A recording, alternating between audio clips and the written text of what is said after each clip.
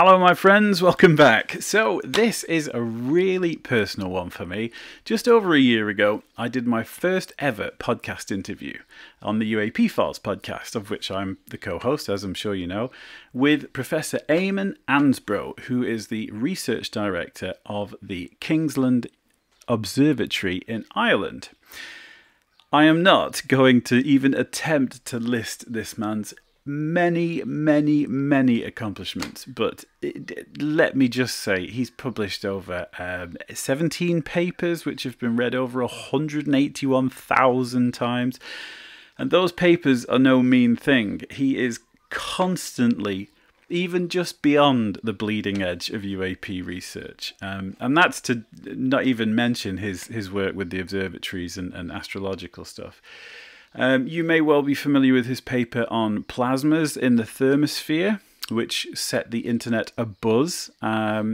He's also worked on one just recently with Hal Puthoff, Kevin Knuth, and all of the absolute superstar races that we know from podcasts and more of the media facing.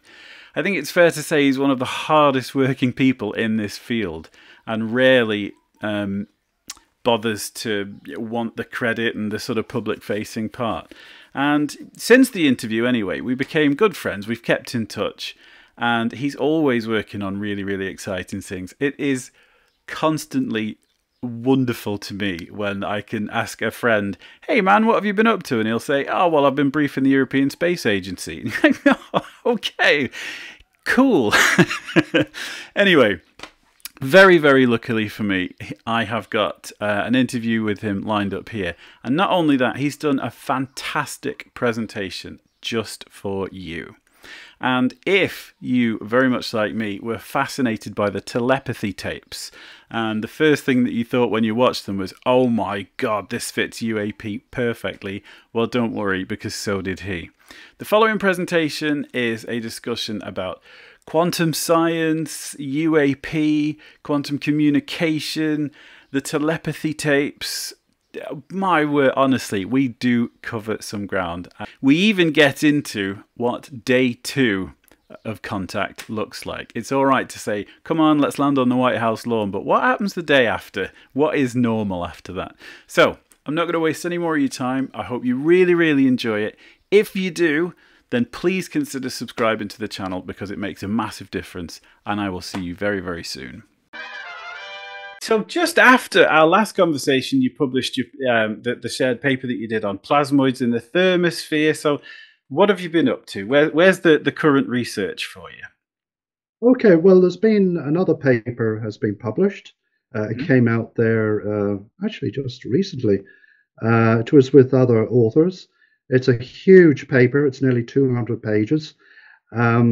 It's probably the definitive paper dealing with the science behind the UAP. So there's some, I was going to say, distinguished authors in it. You know, Kevin Knuth, you probably know, Jack Vallée, Beatrice Vellerol, just to name a few. So I was actually invited into that there back in November, December of last year. And anyway, that was published there just recently around March and April of this year. So that was that and one it's paper. fantastic. And isn't it? I will Indeed just it interrupt and say it is, if you want the one-stop shop to what's going on, it's like the IKEA instruction book for how to start to learn about this. Absolutely. The other important paper that I actually presented, this is co-authored with a Norwegian scientist, Eric Roe, that we were working on one of my favorite topics, which is exploring patterns and cycles to do with UFOs or UAP. Now, I had done a lot of this work back many years ago, but I felt it needed a complete revision because at the time when I was researching this, we only had 3 or 4 catalogs which had very few reports in them. I think it was only something like 15,000, 20,000 reports, you know, in total. but then you have to select the right ones for the kind of work I was trying to do. But now we have an amazing array of catalogs. New Fork being quite a well-known one, and then you have Hatch, which is about 200,000 reports. So they're in. You're talking about 500 million reports. Yeah. So we selected the right ones. We developed a Python code, for this, and so we extrapolated all the right characteristics that we needed to eventually find out, what would the pattern be. So this, before I actually give it away, I actually presented this to the American Geophysical Union in December of last year. Um, Wow. so yeah, because they had a section dealing with techno-signatures. These would be techno-signatures on exoplanets, for example, not just biosignatures, but techno-signatures. But Hmm. also within that framework, you've got techno-signatures within the solar system. So therefore, the Earth is allowed as part of the solar system. Yes. So anyway, I sent the abstract in. I remember back in whatever it was, October, November of last year, and there was a committee thing on all these papers. So Hmm. the chair of this came back and said, can you change some of it? Which I did, which was okay, because I didn't want to. I actually included behavioral intelligence in it and all this kind of stuff, which would be a Ooh. no area. So anyway, no, it worked out fine what I had in there. So that was presented. There was very little reaction to it because what I was showing was actually the evidence that we have technosignatures around the Earth. you know, Wow. the title of it was called "Possible Technosignatures Around the Mhm. Earth." And I actually do have some slides which it was possible to actually share with your audience uh, Wow. of actually the results, from this in a Wonderful. very simplified way. So if you want me, actually, I can present the slides to If your you would, that audience. would be fantastic, mate. Thank you. Yeah. Okay, so I'll just press the share. My word, this is a treat. Thank you. Oh, you're most welcome. Okay, so I better just sort of just rummage through fast enough. Okay, so this was the possible technosignatures around the Earth to the American Geophysical Union, December 24. So here I'm showing the results. The results show that the technosignatures revolve around the Earth in 65 minutes duration, Okay. and that they have an inward inclination between 0 and 18 degrees. Uh, Hopefully you can see, I mean, okay, it's theoretical at the moment. We're putting a theory Hmm. forward. Um, and what I'm showing is that you'd have, say, a supercraft uh, Hmm. at 65-minute rotation. There could be a number of them, and they're all stealth. You can't necessarily see them; they're cloaked, so to speak. Hmm. Because in the data, we actually got a number of reports where it showed cloaking. Now, how come the data is good? Well, we actually had radar, visual. We had some rare therm ones, and also we've got the velocities as well through radar, that is. So in total, we had about, excuse me, we had 25 of those um, Wow. out of the whole 3,500 reports we had. So that was mixed in with all the other reports. But that was the best evidence that we had. But that actually supported us in working out the orbital period around the Earth, which happened to be 65 minutes. And we also worked out, but not to um, all the not the full information we got on the inclination, but we had it tentatively between 0 and 18 degrees. Hmm. Um, but it would need a lot more, research done on it. So that at the bottom of the theory section, you can see there that that was our uh, paper that was presented. Yeah. So what we're showing is that theoretically is that you have a supercraft at a high altitude, it revolves at Mhm. 65 minutes, and then it delivers. And I don't know if you can see it. I don't know if Yes, my the little pointer can probe show. there and whatnot. Okay. Yeah. So you have a delivery craft. So Yep. so you're delivering the probe, Yes. which would be a monitoring type probe. There could be a number of them altogether, and they're within that particular track. And then Hmm. either on the same track or on another track, you'd have a retrieval craft. So it's retrieving those probes. Ah. So Hmm. this is only a theory now, all right? Hmm. And so these are the results. It's So these, fascinating when you see some of the old footage of what people describe as a flotilla and things like that. I mean, that looks perfectly like a little deployed. If you were to do some reconnaissance somewhere on a temporary basis, that would be the perfect explanation because people never see them arrive or disappear. They're just there for a little while and then gone again. So that's fascinating. yeah, so we're very lucky actually with the data in this, which showed the velocities, the hypersonic velocities, quite a few Hmm. of them, and there was also cloaking in some of them as well. That was very useful to know. Um, so from that, uh, these are the results we got. Now, I've just given an average because we were using two different catalogs here.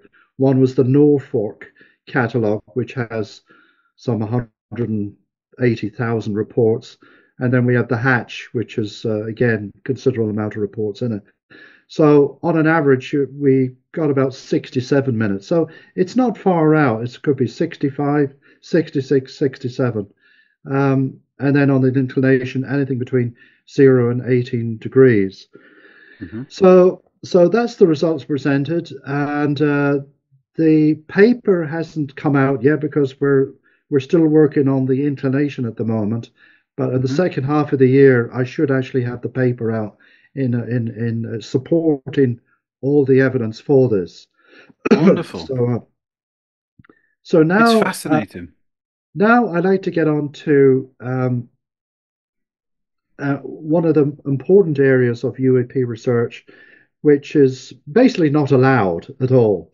It's not entertained, And unfortunately, this is due to culture because over 200 years ago, you had metaphysics. Yes, And then there was a cultural transformation, and then you didn't have metaphysics. so, absolutely. so in all the different categories, not just in physics and science, but in medicine to you name it, all the different Yep. areas. So metaphysics is not there. No. Um, And yet so it's I, the 300-pound quantum gorilla in the room, isn't it? I think. it sure is. Anyway, Yeah. just for your audience, actually, and I'd like to actually read this out. So what's missing in scientific UAP research is metaphysics. Metaphysics is the study of the nature of reality, existence, and who we really are. Quantum theory and quantum physics have added new dimensions to what we now call metaphysical science, providing us with tested and proven models that demonstrate how our physical world is not really physical. Neuroscience and consciousness studies have shown how the world we experience as physical is created by thought and feeling in the mind. And to support that evidence, the intention experiment and the global coherence initiative experiment, which are still ongoing, are demonstrating the impact of human thought and emotion upon our planet and each other. There is no escape from metaphysics, that is, from the final implications of any proposition or set of propositions. The only way to avoid becoming a metaphysician is to say nothing. Physics needs metaphysics. There is no escape from metaphysics. Anyway. That's the That's point I'm trying to make here. wonderful. Yeah, I mean, just even at this point, I just want to thank you for championing this cause because, as people have said, we give a great stage to the pilots and things like that, but we're still in a very very physical view of this and looking at nuts and bolts, and as this field progresses faster and faster, we're gonna have to look in the in what we consider the loony bin at some point, aren't we? I think. Yes, I think actually when you explore this area and put some structure to it, Hmm. um, and I've actually done that, and I'll just show you for your audience uh, what I'm talking about. Okay, you have the scientific and you have the experiential. Hmm. So you need to combine the two disciplines. Hmm. Your typical contemporary scientist is mechanistic in the approach. And you know that from the Galileo project to the Sol to Skew and all of them. It's all a scientific. Now, we respect all that. Unfortunately, they're not going to understand the whole phenomena if you don't bring in the metaphysics. So there are tools that we've developed to do this. We've tried them out, they work. And what I call not just the scientist, but a co creative scientist, meaning you're bringing in the mechanistic plus the experiential. You're bringing the two in together. And Hmm. there's a tool to do this, um, which which I'm just going to show you now. So what I was just saying there is that the in order for a quantum leap for the scientists, the contemporary scientists, Hmm. they're not truly consciously connected with nature intelligence. Nature Hmm. intelligence is in everything. It's not just in the air. It's not just out in your garden. It's in inanimate things. It's in your laptop. Everything around you, when you break it down on a nano scale, is actually all vibrating. It's all conscious. So, in other words, there's an intelligence in nature with all this material around us, all the form and everything. Hmm. So, in order to work constructively with, how shall I put it, when you're dealing with this phenomena, when you're dealing with the UAP, you need to introduce what I'm showing here, Hmm. this co-creative scientist approach. That is, you need to open up to nature intelligence. But when I say open up, you have to have a partnership. Now, the Hmm. partnership in the true sense of the word, meaning it's not an us and them. Oh, that's out there. That's nature. Oh, that's that UFO. Like in the CE5 I do. initiative that thousands do. The Hmm. thing is, uh, you don't know what you're bringing in. Okay, there may be a ball of light there, but so what? Hmm. It might mimic you, interact, or whatever. But that's not what I'm talking about here. That only brings it to a certain level of evolution Hmm. for each person that's doing this. So what I'm showing you here is that uh, by using, we'll call it this tool. There's no such Hmm. thing yet, by the way, but this is something that we've developed. Okay, Hmm. and we've tested it out. It does work. Now, it works in a how shall I put it? In a very convenient or um, constructive way. Hmm. Like there's it's not a situation where, oh, I'd like to see a UFO, and you might see them, but so what? Hmm. What Yes. what do you want to do with all this? And nature is there, nature intelligence through this partnership. You can set up a definition of what you want to do, Hmm. and you'd have a direction behind it, a purpose. But one of the most important things in this is the intent. What's the intent? Amen. Yes. I think that's wonderful. Yeah. because in the intent, and by the way, people do this around the world in the religious areas. For example, if you take, for example, the many deities in India that people worship or adore or whatever, they put out through their prayer, through their mantras, a pure intention. It's not Hmm. any old intention. They have a pure intention.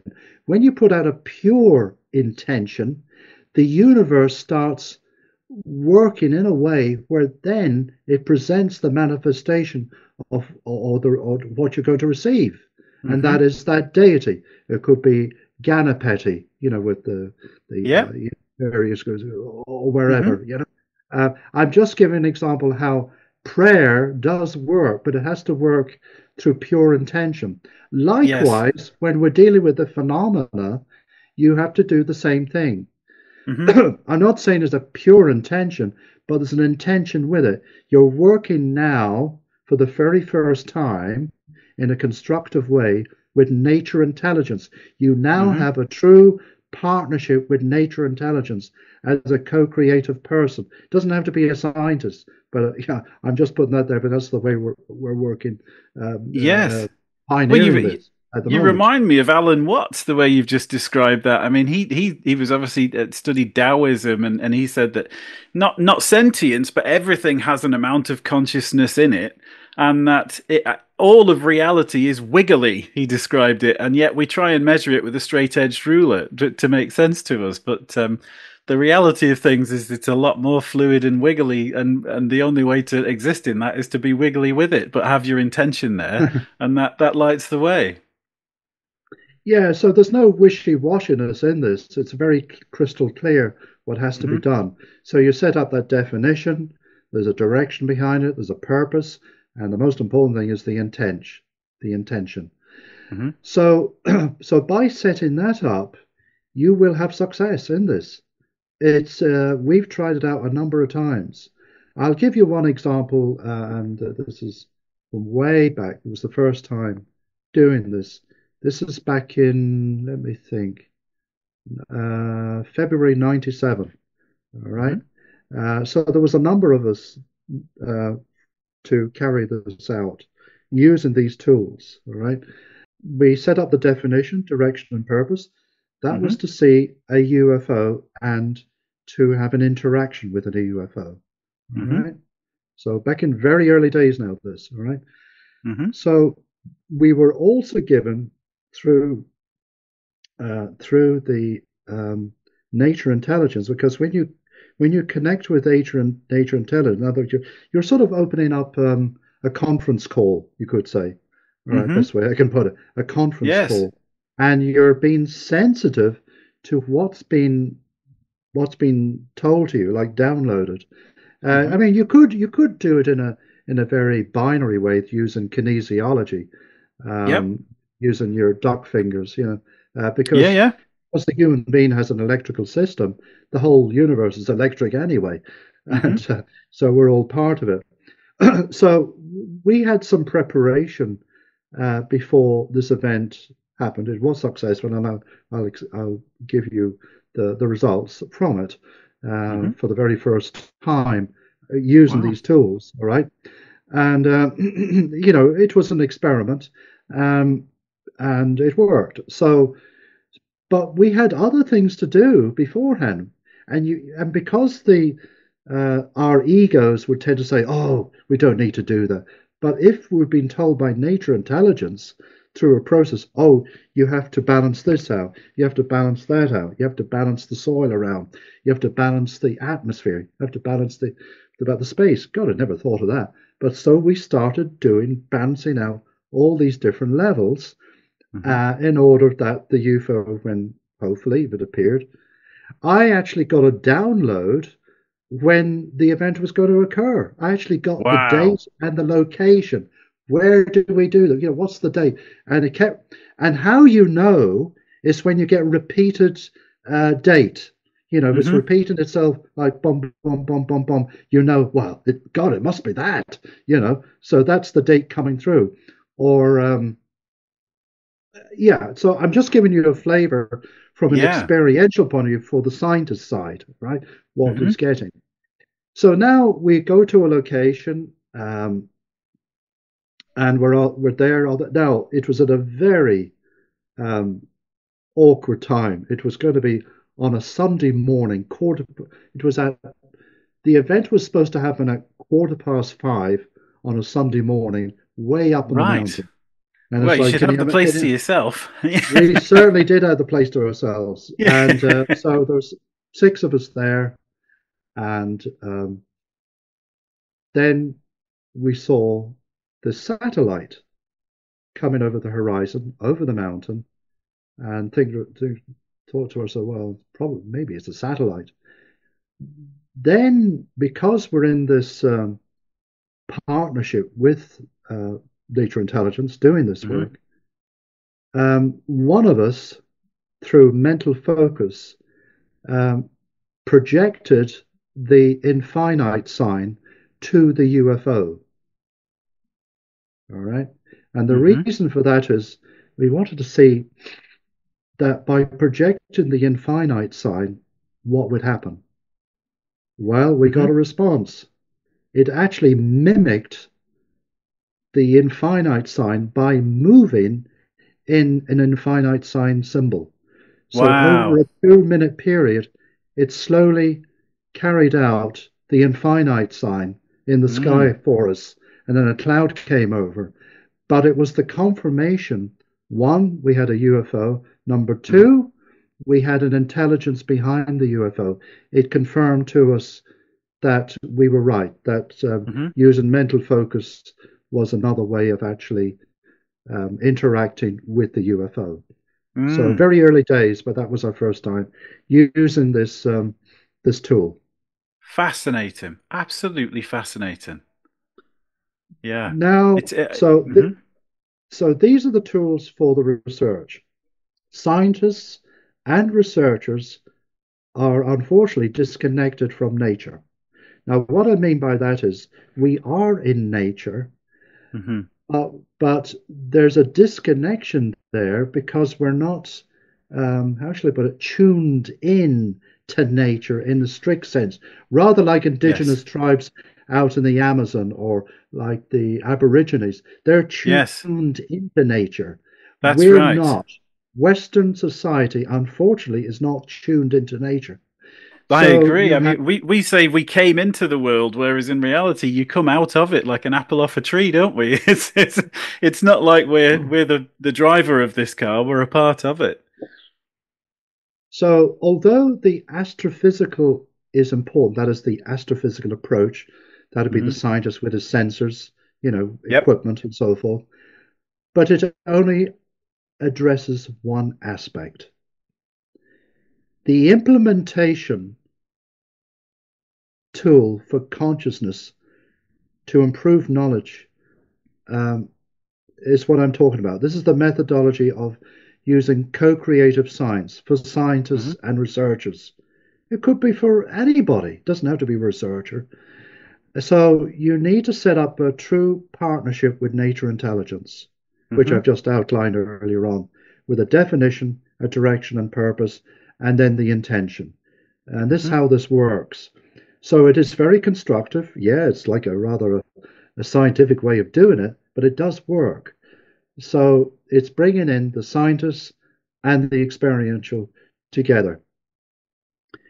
So once scientists get over this obstacle, or should I say, this unacknowledged aspect of life, metaphysics, then they're in a position to get onto the contactees, which now I will get onto now. I hope I'm not going ahead of myself here now, Tom. Not at all. Not at all. Oh, this is fascinating too. I mean, I am one of these little weirdo contactees, so I'm I'm very interested in this, Oh, and I'm used to it's very contactees. I'm used to it's contactees and all sorts of wonderful. experiences.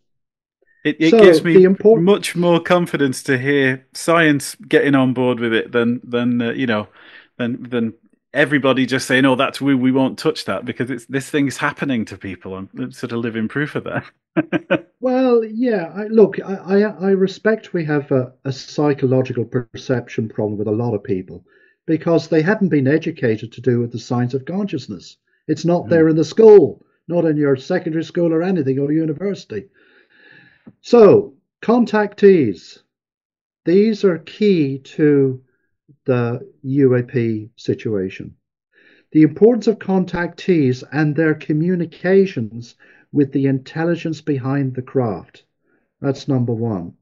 Number two, for the scientist in particular, simultaneous operations of both contactees and scientific instrumentation may significantly improve our knowledge of both the intelligence and the dynamics of their craft. Now, I'm putting that in a very sort of basic way. There's a lot more. That's not what we're trying to. That's not our Hmm. intent, if you know what I mean. We're trying Yes, to yeah. house the craft where, because again, you have to watch your. How shall I put it? You have to see. A lot of people can be discolored in their thinking, Hmm. uh, being influenced by mainstream, particularly Hollywood and aliens, to Mm. all the military stuff, governmental stuff, all this UAP hearings in the US. We're all looking to the US for the latest Hmm. whistleblower every week, so Yeah. forth. It's like, yeah, that's all noise, Mm. but this can be carried out by civilians, by civilian scientists, and so forth. We will learn a lot more about how the craft operates and the intelligence than just retrieve crafted biologics. Now, that's an interesting statement I've made there because obviously with David Grush coming out with the retrieve crafted biologics that they have, but Mm. there's no evidence for it. But I can tell you this: you're not going to learn much about these retrieve craft and biologics unless you unless you actually do it from at a distance. Hmm. You can learn a lot about the propulsion system of a craft at a Hmm. distance from you. Oh, if it's landed, even great. And as to biologics, well, maybe you'll meet actually the biological side of things. Hmm. That's if it is biological, of course. Um, It's a so lot like with the observation stuff that we're doing. It's a lot like standing by a motorway all day. I mean, you'll know a lot about what color cars are and what shapes they are, but you'll never know who's in them and why they're going and their motivations, will we? indeed, and there are some rare contactees, what I call conscious contactees. These are contactees that are able to that have a sorry they have a relationship with the extraterrestrials or the non-human intelligence and their craft. So the physical craft are there. It's not a situation where you have unconscious contactees and they don't know what's happening to themselves. You Hmm. know. We can't get the evidence. We can't stick a camera in somebody's head when they're having an abduction. All right. Hmm. But if you have a physical craft that a contactee has a relationship with the beings from there, that's what we're after. So Hmm. there are not many of them. I actually have a list of 27 altogether, and I've actually met what? Well, two recently over the last few months who have that actually put that relationship to vector in the craft. We're talking Yes, about full-blown craft here, not a ball of absolutely. light. I'm Yeah. not interested. I've been through with all the research that we did here over 25 years. We've detected a number of orbs. Hmm. We've recorded the orbs. We have some very rare footage of craft as well. Hmm. So that tells me the orbs and the craft are very different. Hmm. They're different categories. Yes, there is consciousness behind the orbs, there's consciousness behind the craft. Okay. In order to get the evidence scientifically for, I was going to say, the scientific community, Hmm. it's not going to be just by an orb. it's like, yes, you can get data from an orb. You can maybe spectroscopy and photometry or Mm-hmm. something. You may be able to get those things. I mean, we've actually done this already over the Mm-hmm. years, but that, it's been published, but it doesn't get you anywhere. But if you have something that's what everybody's after, and that is the actual craft, a Mm. possible landing of a craft, meeting the beings, and so forth. So there's Mm-hmm. very few people, actually, very few contactees that that have this relationship with, and of course, you'd have to get permission, not Yes. just by the contactee, but he or she has to get permission by the extraterrestrials or the non-human intelligence that this Yeah. is allowed. They might Mm-hmm. say, "Oh, it's not on. You're not ready." Okay. Mm-hmm. However, I'm well aware of that situation because if you can provide the evidence to support that what your intent is, then we may get permission. Mm. So that's what I'm going on. And I just want to get on to, as I was just showing on the slide here, a number of contactees like Yeah. Billy Mayer, Yeltsin Yes. Yalman, there's Yeah. Ed Walters, there's Paul Sheeler, and Alan Godfrey, and others, and so Mm-hmm. forth. I've never seen those Paul Sheila photos, but I mean, you've put them there next to the Gulf Breeze, and it's such a stunning comparison, isn't it? There's clear Yeah, similarities. yeah, there is indeed. Yeah, I so would I would ask though, do you feel that there is a relationship between these plasmoids or orbs and craft?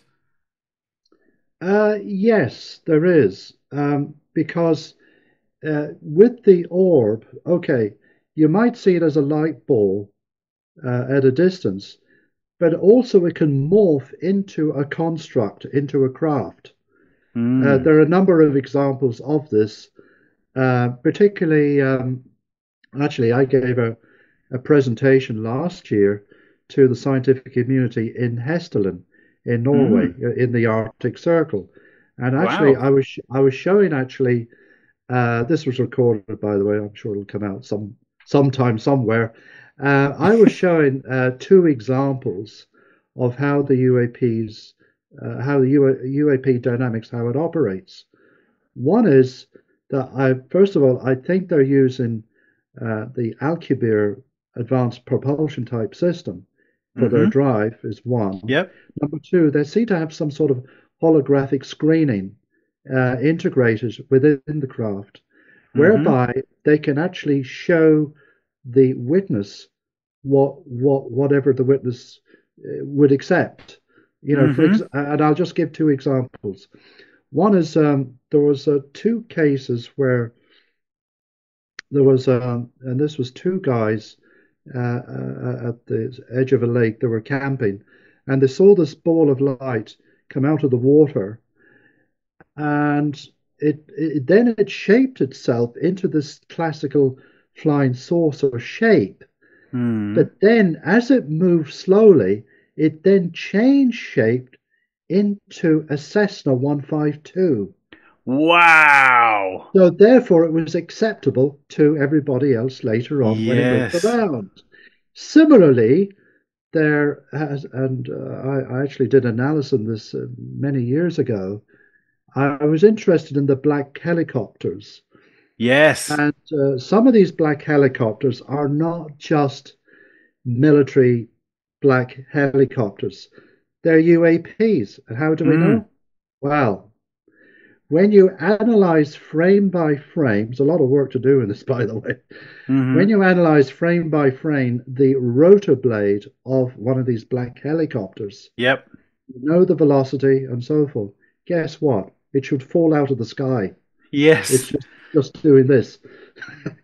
Yeah, I've heard Colin Kelleher say several times about exactly what you're describing there, without the detail of how to tell it's not legitimate. But he said that regularly there will be at Skinwalker Ranch during his time there would be just silent black helicopters, and you could swap the image for a flying saucer or whatever you like, but this thing would make no noise, and in some cases the rotors wouldn't be spinning or something like that. So it would always be nearly convincing, but just not quite. So God Yeah. knows how many of it do get it right, and we just can't tell the difference. It's fascinating to me.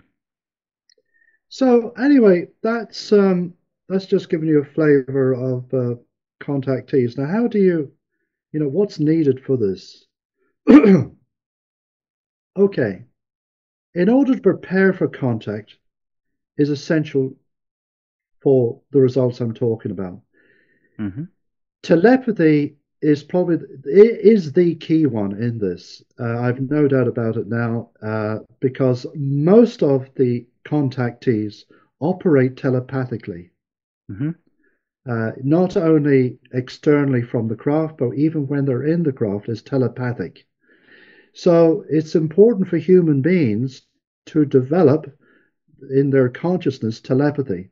So telepathy is a form of quantum communication. Now that bit of gobbledygook there, quantum entanglement, quantum teleportation. What it means is that everything is connected in the universe. It doesn't matter where you are. You know, if you're dealing with the electromagnetic spectrum, meaning like radio, microwave, all these things that Hmm. we're dealing with, forget about it. Dealing with what I'm talking about to do with this communication with extraterrestrials or non-human intelligence. Hmm. You need quantum communications to do this. In other words, telepathy. All right. Yes. Yeah, So yeah. within that, and you can read it in the slide there, is that the neurons in your brain receive electrical pulses from your entire nervous system. Hmm. These neurons in certain people have the ability to connect to other quantum networks using entanglement, regardless of the distance apart uh, from the communication channel would be instant. It's instant communications we're talking about, and this is where the Mm. telepathy comes in.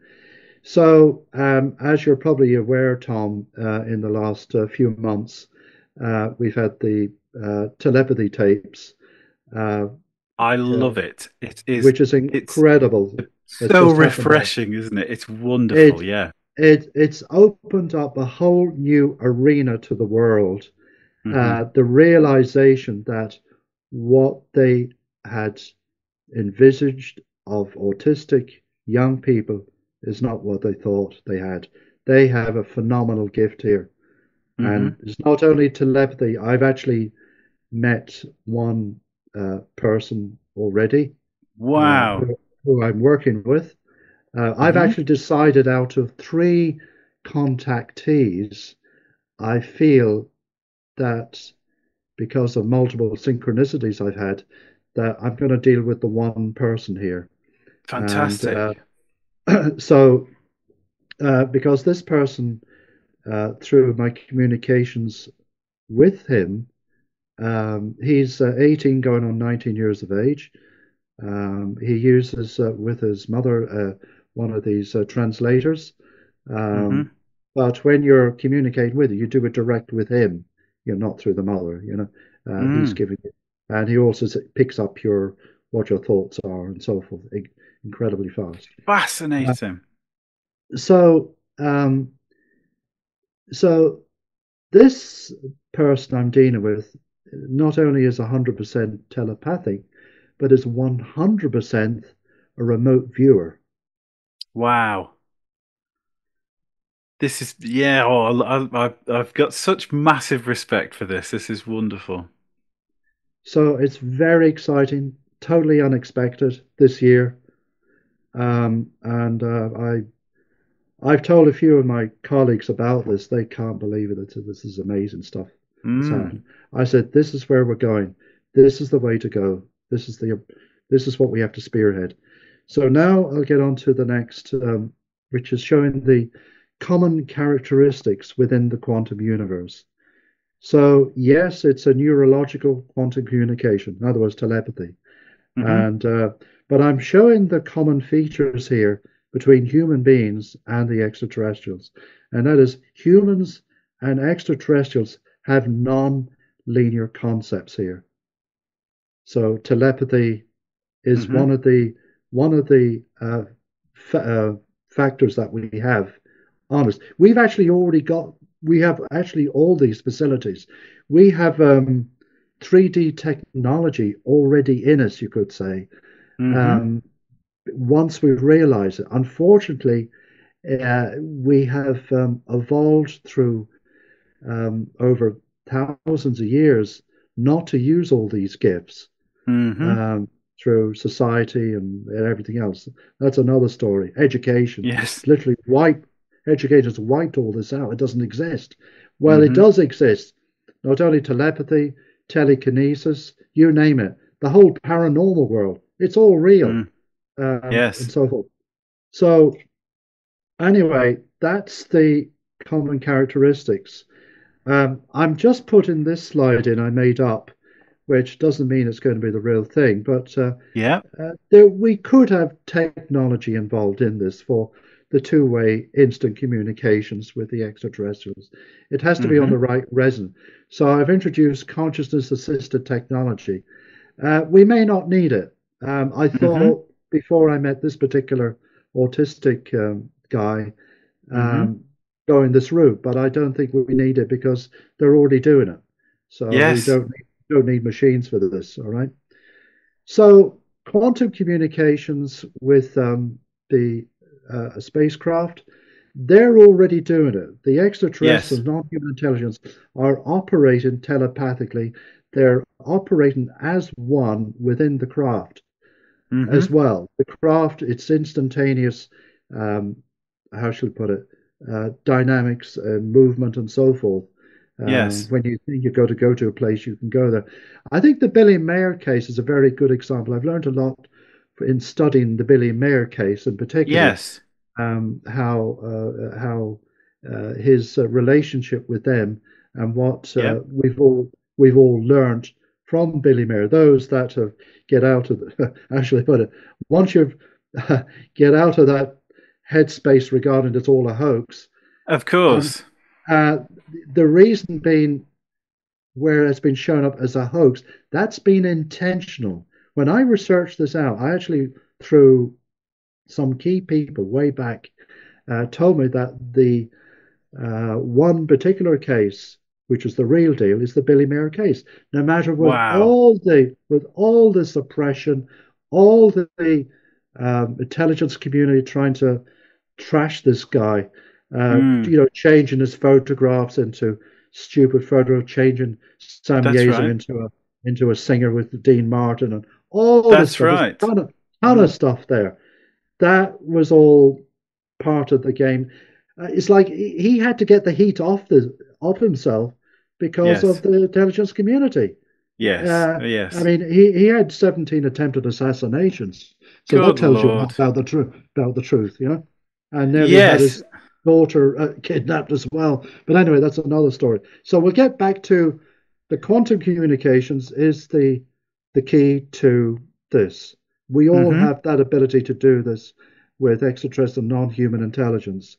Yep. Um, so quantum communications and superluminum travel. Um, Mm. you know, so this is based on the many contactee cases, who have been in the craft, they've been Yep. moving around or whatever, have provided the information that the occupants of the craft may be consciously resonating with the Hmm. structure of the craft in order to be at one with it. We're talking about a physical craft here Yep. to operate this. This is not Mm. just in a vision, all right? So, in the case of, for example, there's a number of cases. There's Van Tassel is a good example. Hmm. Um, Van Tassel back in the early 50s. Adamski is another, even Hmm. though they try to hoax him out. He is a real deal as well. Uh, Right. you'd have to study the Reutefer craft filming and everything. And Hmm. again, you can't, you know, if you see something and say, "Oh, you've heard from others, it's a hoax," you don't go on others. You need, No. for me, actually, I've had to research all these out, no matter what all all the obstacles that are there and finding, oh my God, that's for real after all, because of the Yeah. following thing, although they're trying to suppress all that. Yes. So that's just giving you that side of it. I So, mean, something there just to jump in with, particularly with quantum communication and superluminal travel. When you consider the electromagnetic spectrum, light is as fast as it goes, as far as we know there. And if you're traveling superluminally, or what appears to be superluminally, that's just like it's like driving a submarine with no radar. You've got no way of if you're traveling faster than the light that's hitting the craft, then you're not going to know. You're not going to see the meteor that you're about to plow into. So we have to have a faster than light means of sensory capabilities with it and with communication, don't we? Otherwise, it's an impossibility.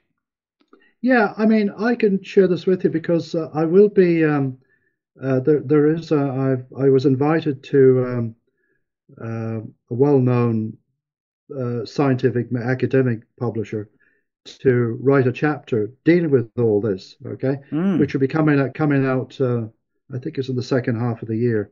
Mm-hmm. But anyway, I'll just explain to you. I think myself we have thousands of civilizations in the Mm. universe, in our Right. galaxy, and I think there's a lot of human being type persons as Mm-hmm. well, rather like us, because Yep. I was convinced a long time back, from the point of view of designing the structure of the universe, that it's within the design, and it's like, how the hell did we come about just like this? Mm. There's a lot. So you'd have to explore that whole area, but I'm convinced there are not only many civilizations, but I think there are human being type civilizations out there. And don't Yep. worry about all the, oh, it has the wrong atmosphere, it's got it's has to be a certain distance from the sun. I know all that stuff, being an astronomer, and Yeah. Of my course. study, Yeah. my study, my studies were in solar system studies for years, Yeah. so I Yeah. know all that stuff. All right.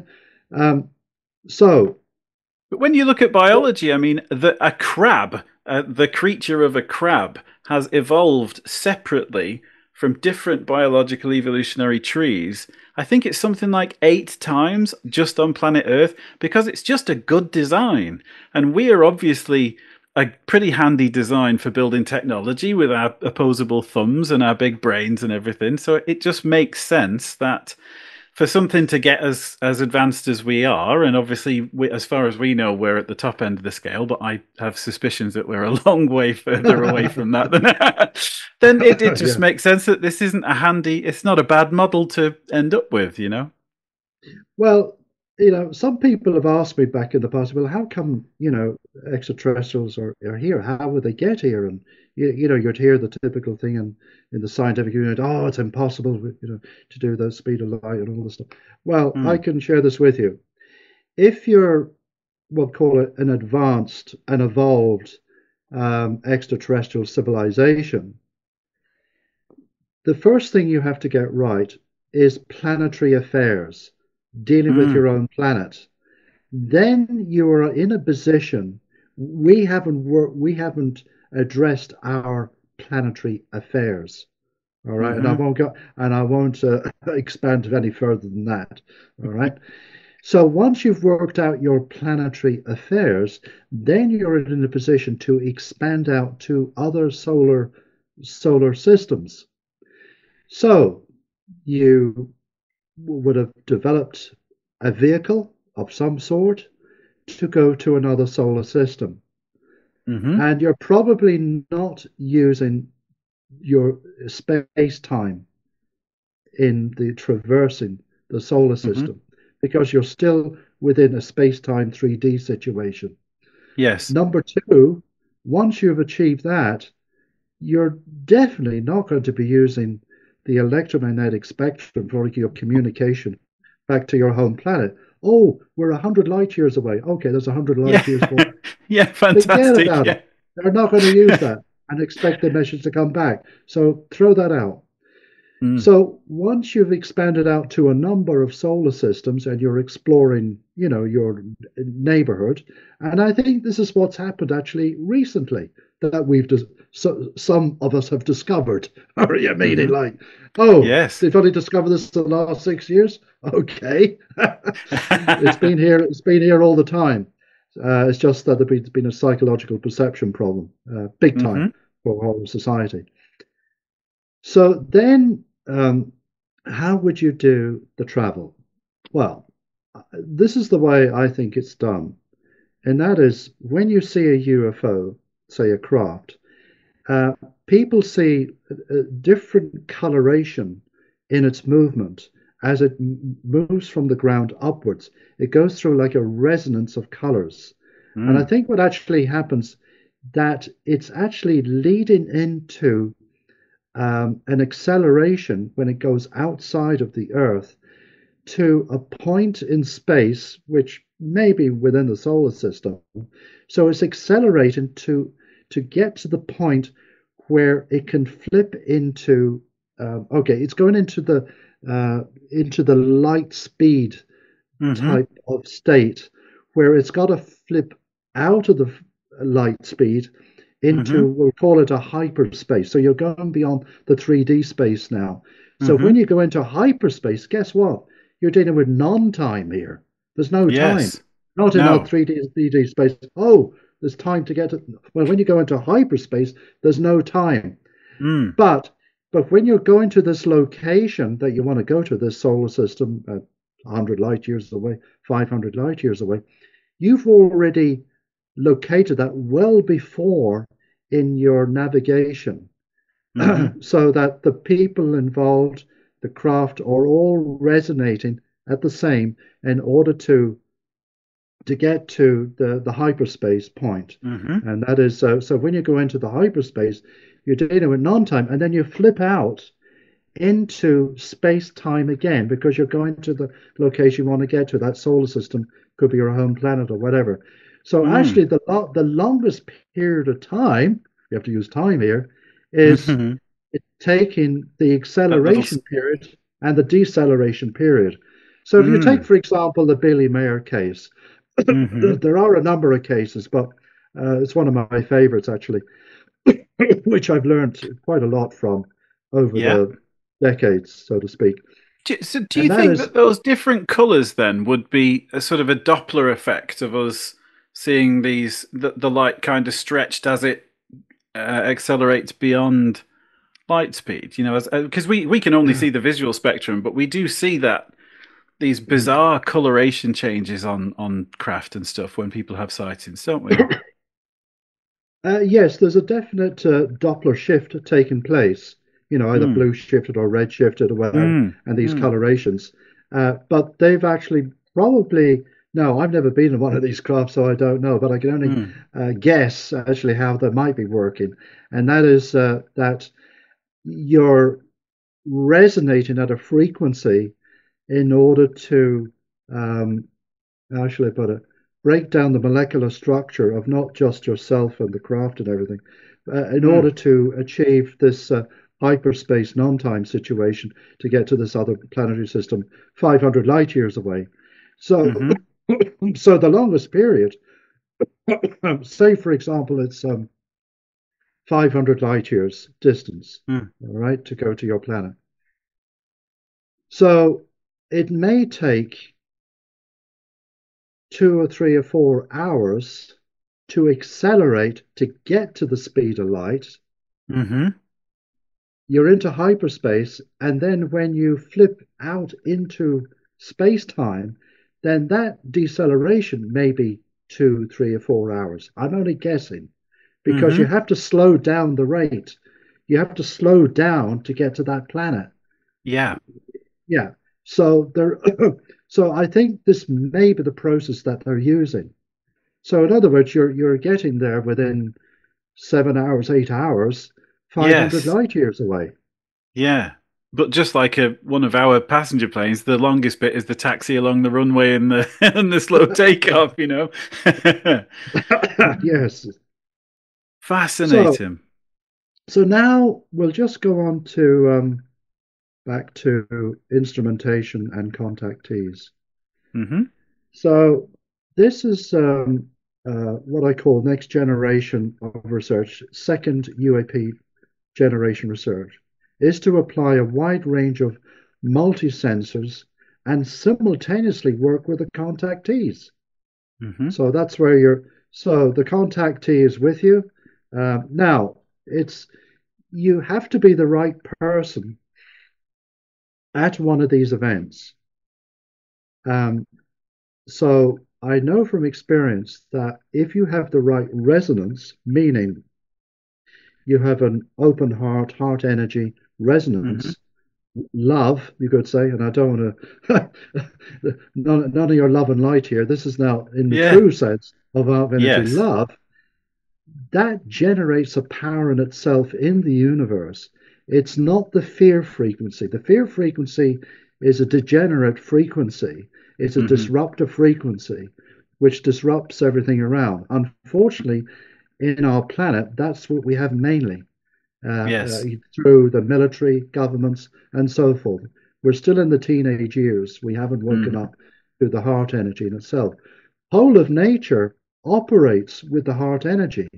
Hmm. There's been, for example, I've seen a coil detector which deal from the Heart Math Institute, where it picked Hmm. up, say, a person's heart energy at 200 feet away. The coil detector started moving. Uh, Wow. so what it showed with the feedback, the tree needed that. So Mm.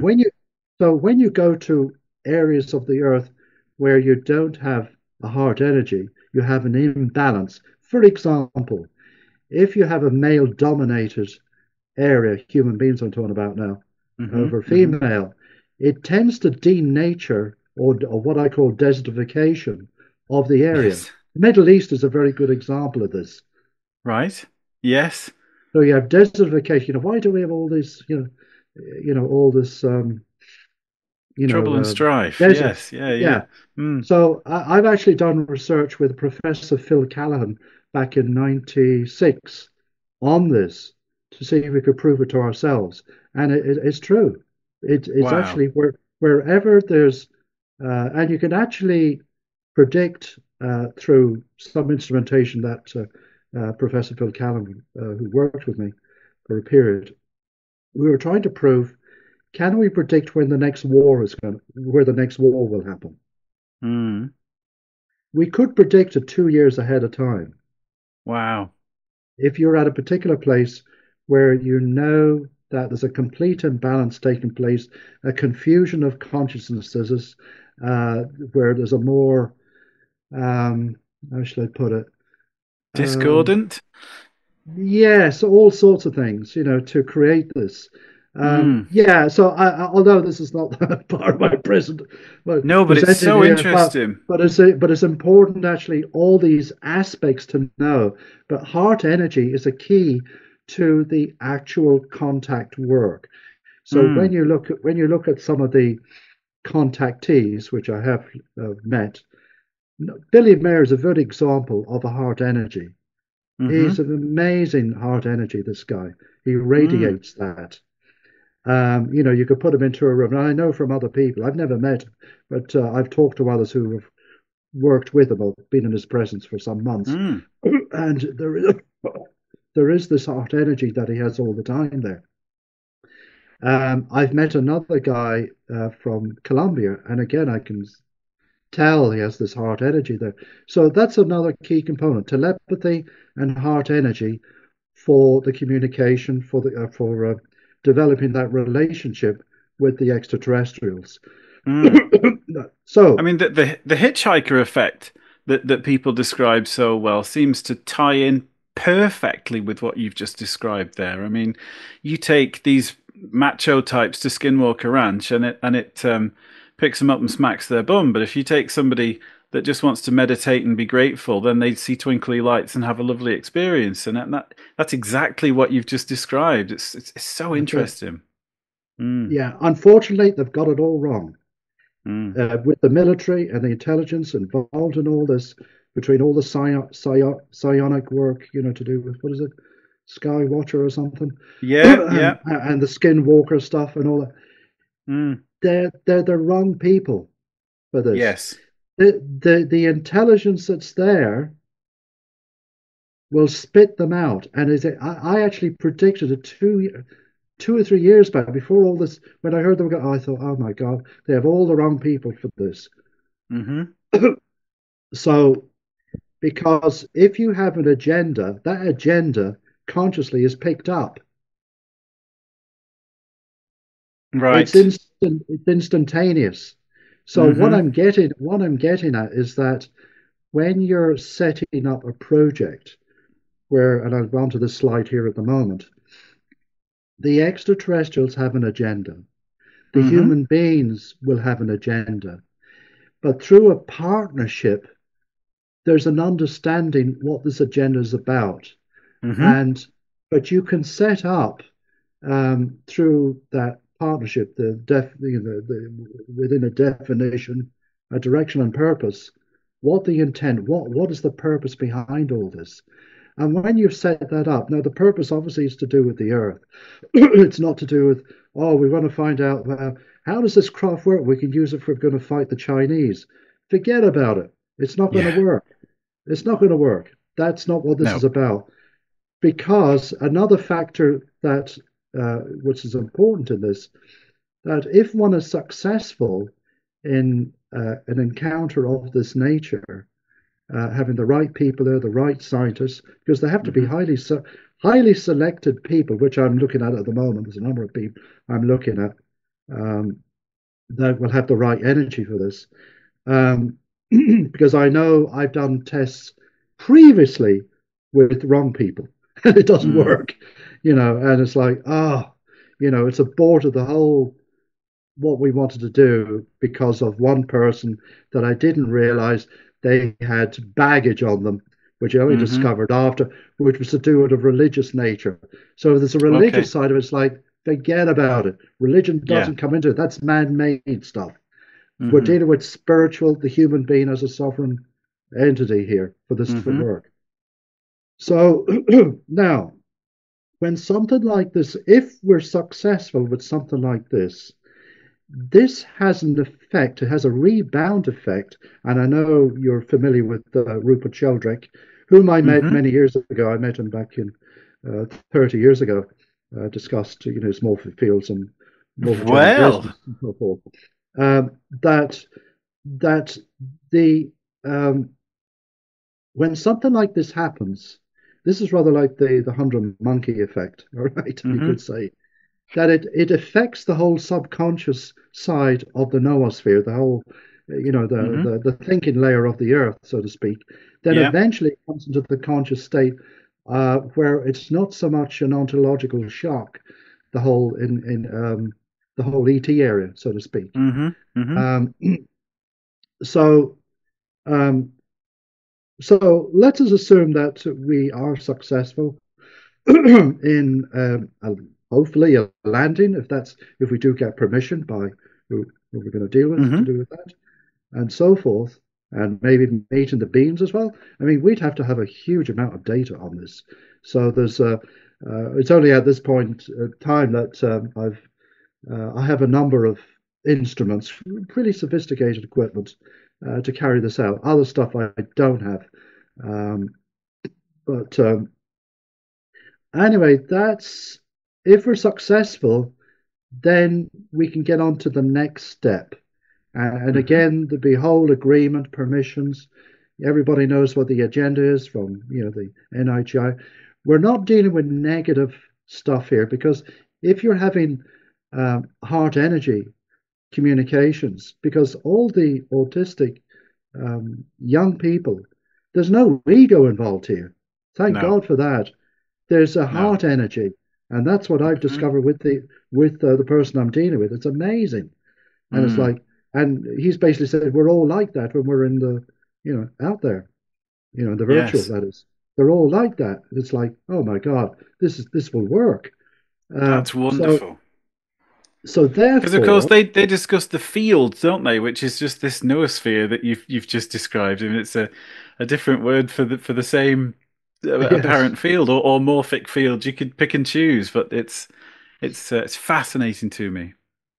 So therefore, you can get on to the next step. Now I'm jumping things a little bit here now, but Uh-huh. this is the way I've actually constructed how this can be done successfully. All right.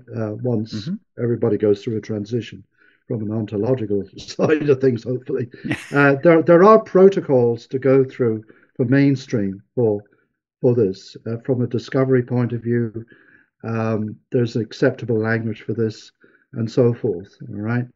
Um, and I know scientists will go on, they need the data. Every scientist Hmm. needs the data. This is what we need to provide, not only the data, but the analysis of the data and so forth, for to end up, hopefully, that we have the first official contact, from an extraterrestrial civilization. So that's where Mm. I'm coming from. So this, as I said, the UAP NHA communicate requires protocols due to instant communications using quantum communications, QC for short. QC operates in real time, thus leading to scientific and intercultural exchange with the NHA UAP. Hmm. It requires new preparation of mankind for worldwide first contact. And, I can go into that later on if need be. The first contact means that mankind may become a member of the cosmic community. Now, all this stuff actually is coming out hopefully in the second half of this year, is to do with post-contact communications with NHI behind UAP. It's coming out of, excuse me, Routledge Publications 2025. It could be 2026. I'm not too sure. I don't have editorial Yeah. discretion on any of that. But that's where I was invited for this, actually. There was a lot of people Wow. were actually, but it was open to a lot of from around the world, but Hmm.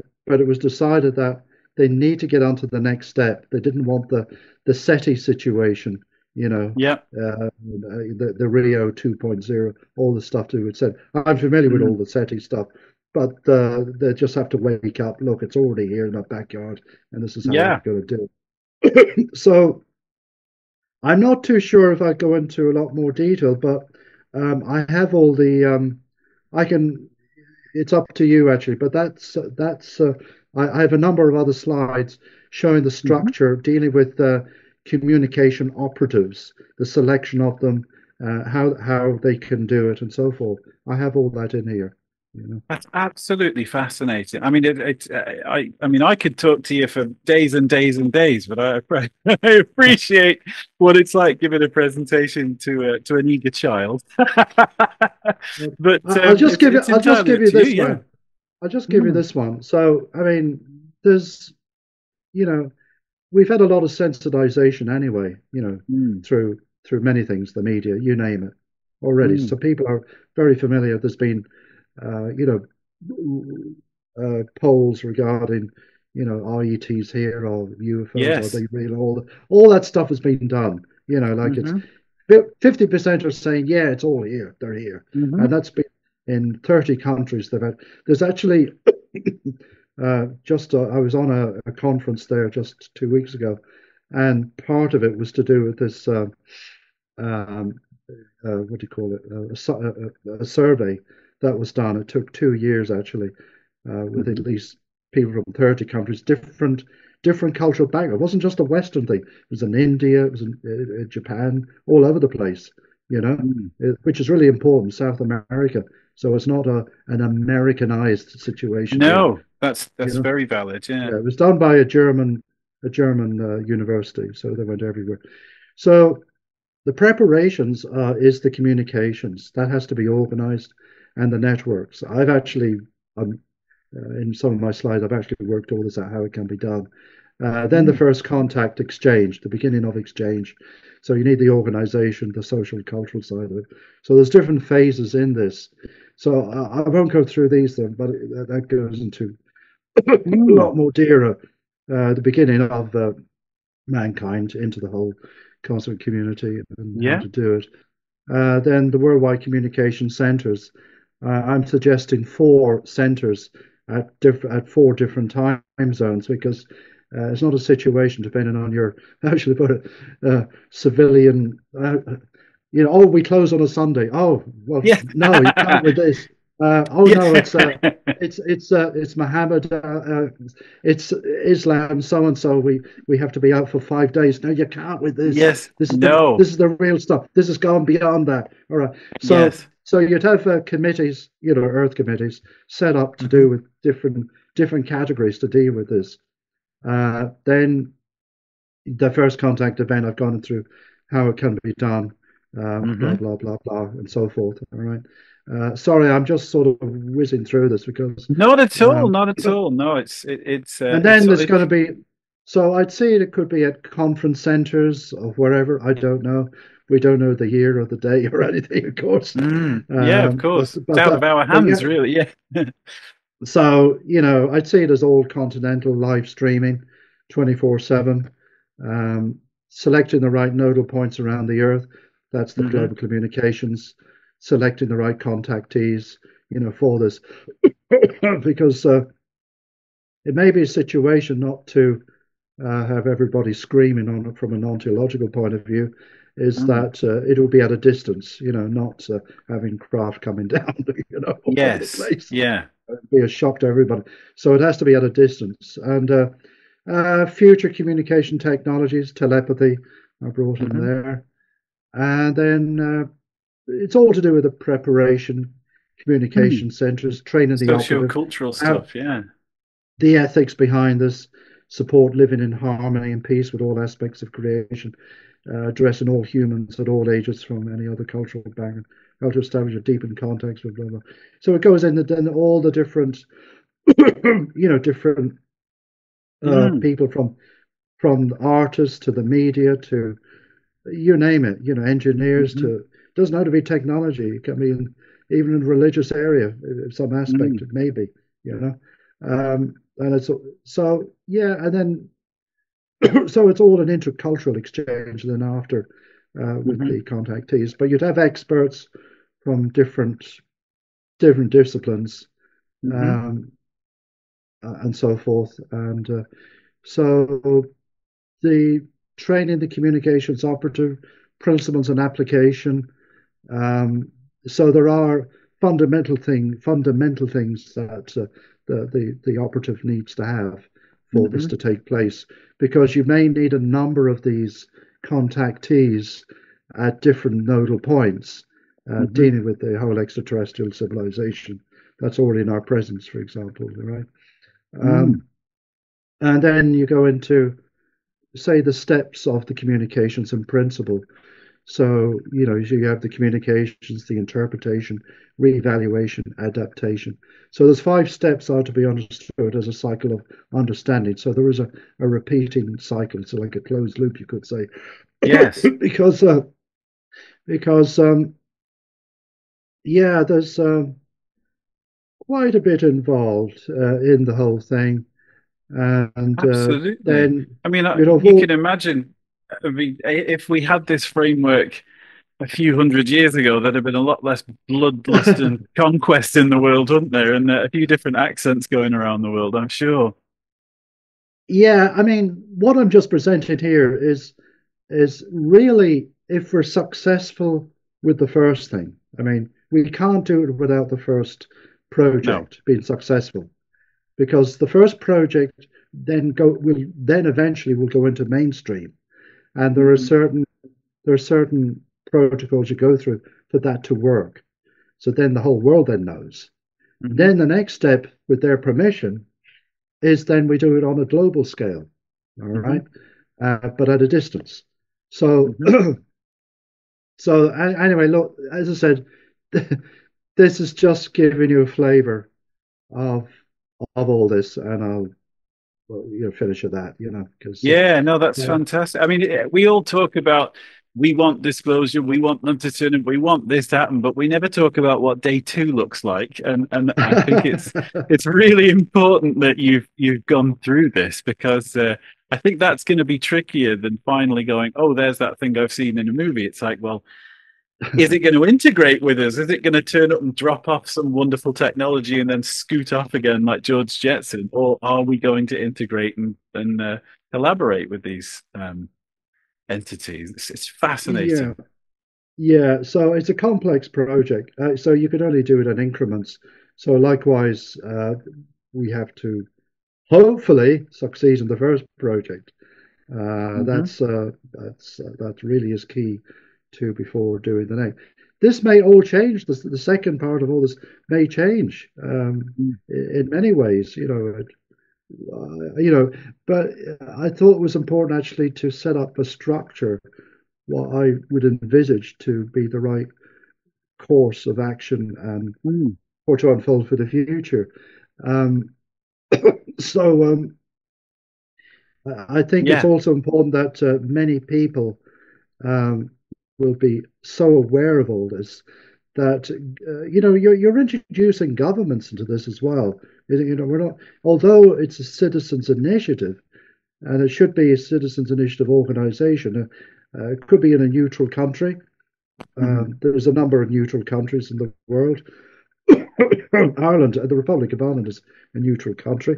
I'm not saying it can be done here, but Gets my um, vote. Yeah. but yeah, the only danger I see is how shall I put it? It's it's actually been really careful to do with the intelligence communities from many governments for something Yes. like this. Mm. That what would concern me. But I Yes. think actually, if you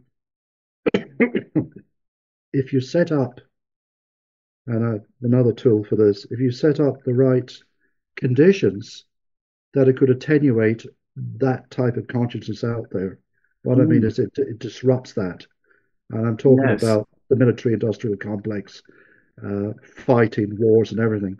I Yes. think there's a way of actually to disrupt that without even anybody realize what's happening to them. Well, that I sounds know ideal. I know how to do it, but Yeah. I learned a lot from a shaman. Actually, he taught me a few things, and I thought, oh my Wonderful. god, I remember meeting the shaman. Oh my God, this is back in the mid 90s, and Hmm. I think it was the time of the Yugoslavian war that was on, Oh, or yes. Yes. the Yeah. breakup. And he said to me that if you had 5,000, he said, all I need, Eamon, is 5,000 individuals opening up their heart, but they're all linked to each other in the middle of where the war is, where all the shooting is going on. I guarantee you that every single soldier will start shaking and wondering, Yeah. oh, what's happening to me? What's happening to me? Hmm. The heart energy disrupts that fear energy. Hmm. This is really important.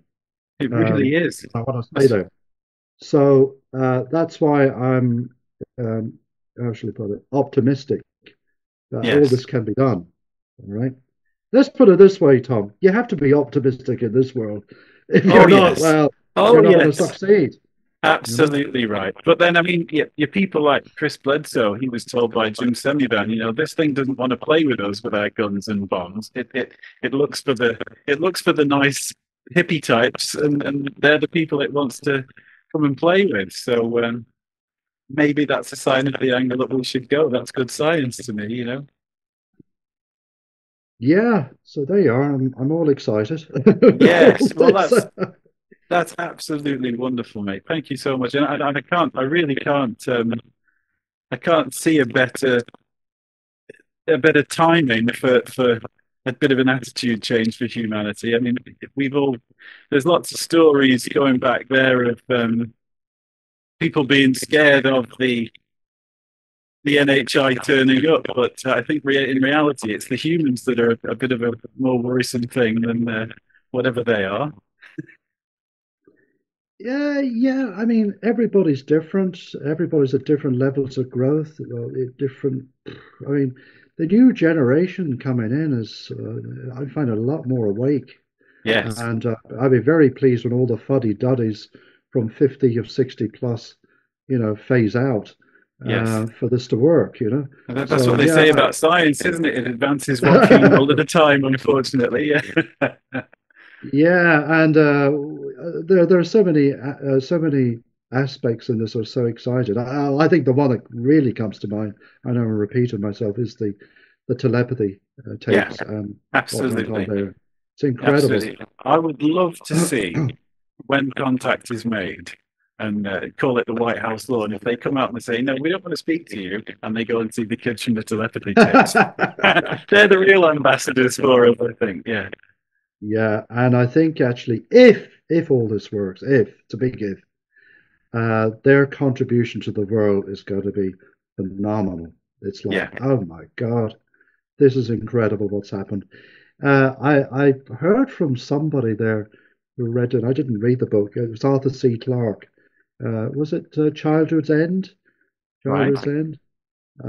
You'd be more familiar with it than I am, but I understand from somebody else who was telling me this, and I thought, wow, because Arthur C. Clarke wrote this book way back in the '60s or something, and he was showing or demonstrating that when an extraterrestrial civilization comes here, that it wasn't the ordinary people and the governments. And he said it was the children. They were Yes. telepathically linked to it. Yeah. And Yeah. yeah, it's like, oh my God, I love this is that. Yeah. amazing. Talk about prophecy. Wow. Absolutely. Well, then you get the aerial school, and and they're saying the kids are the future, and the adults are messing it up, and they're burning the planet and smashing the trees and polluting the place, and you guys need to fix this. So that tracks with me. Yeah, and that seems to be a common message, is to do with the environment. Yeah.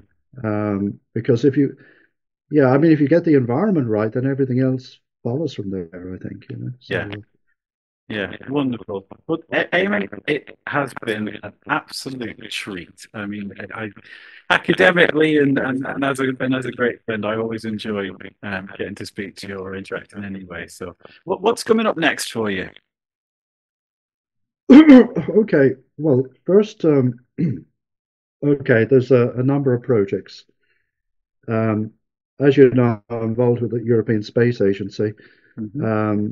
We have a company called Space Exploration Limited, and so we're involved in optical ground stations. So I'm actually giving a talk in about 2 or 3 weeks' time to Hmm. the European Space Agency on the latest in communications, free space communications, that is, Hmm.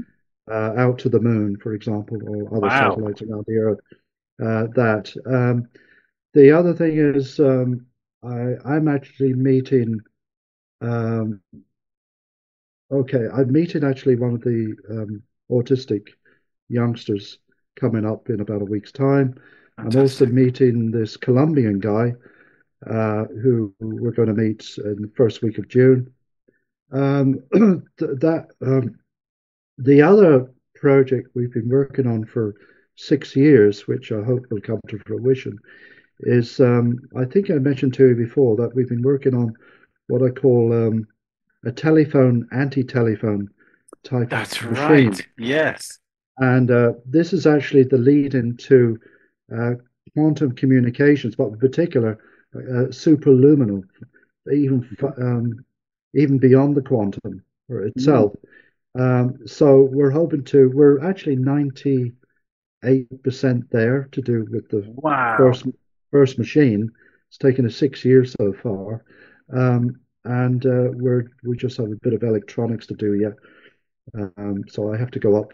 What is it? This Saturday actually. There's a whole group of us getting together to make sure the electronics is right. Right. Um, and if that works, that'd be very exciting because it means that we've actually cracked the negative time, Yes. so to speak. I was going All to say right. you can call me last week and let me know if it works. That's right. Exactly. Wow.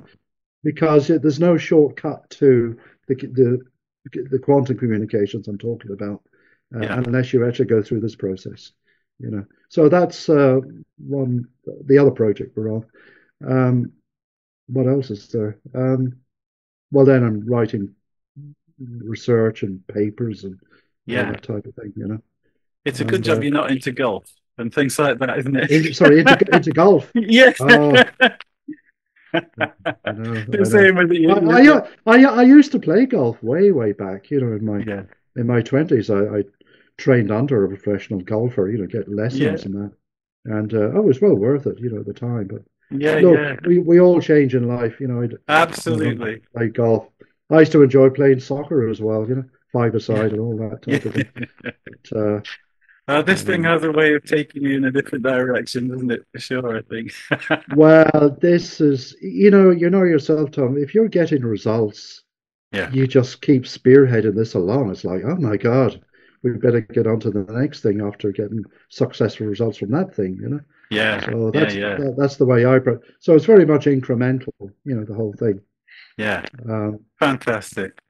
Well, Eamon, yeah, thank you so much. This has oh, been you're such a welcome. treat, and I cannot wait to see what's coming next. I know, same here. And hopefully we can get you out to Spain, and then we can be properly weird and do some CE5 and stuff. That'd be a real treat. Okay, that'd be great.